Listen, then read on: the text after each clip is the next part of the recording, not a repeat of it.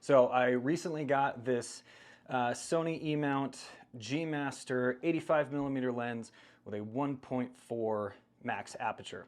I love this thing. So I do a little bit of portrait photography. I do videography, mostly in a gym setting with lifters and some YouTube and social media content and things like that.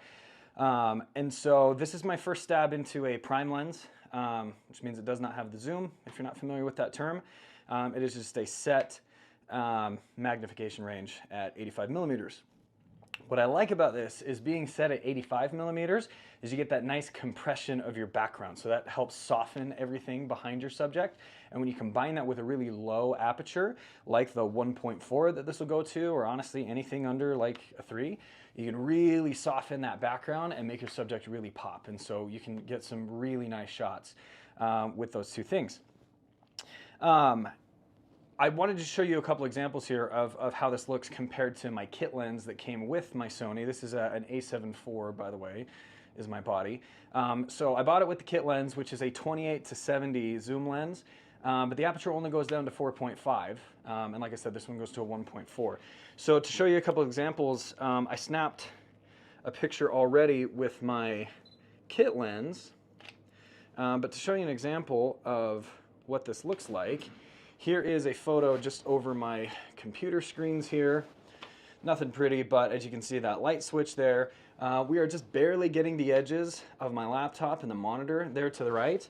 Whereas the image that I took with my kit lens at 28 millimeters, sitting in that same position, holding the camera at the same distance, we get a much wider image here where you can actually see all three of my monitors and then that light switch off in the distance for reference.